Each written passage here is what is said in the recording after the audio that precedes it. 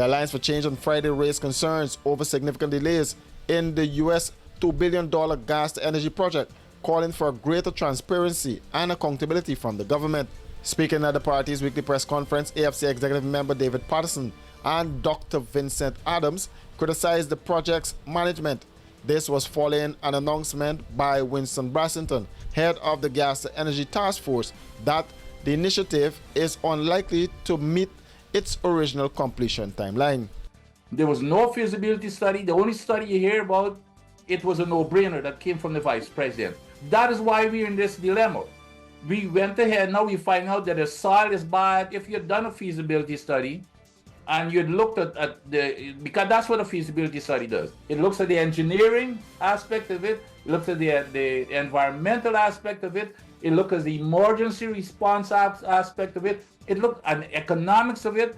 That was never done. That is why it's this no-brainer approach that has put us into this dilemma. As to what I would do, if I take over today, if I had my judges and I took over today, I would say, hey, you know, we've got to have a hands down and have a review of everything that is going on to make sure that we know how to proceed. The rest, this year is gonna have a domino effect as we move forward.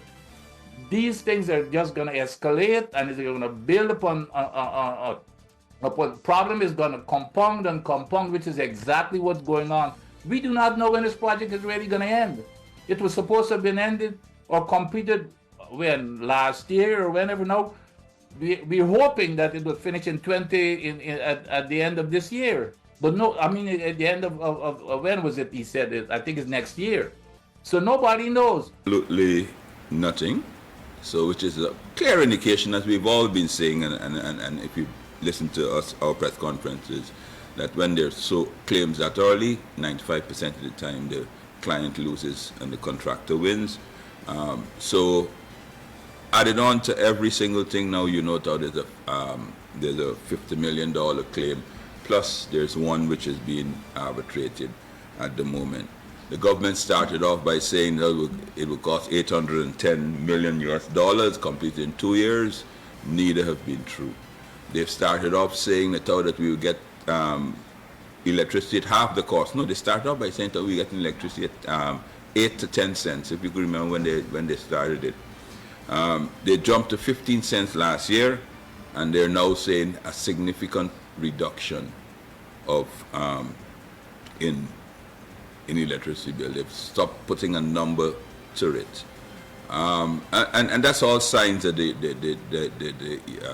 their maths and their whole study is off. I wanted the nation to remember we've been through this before with this particular government.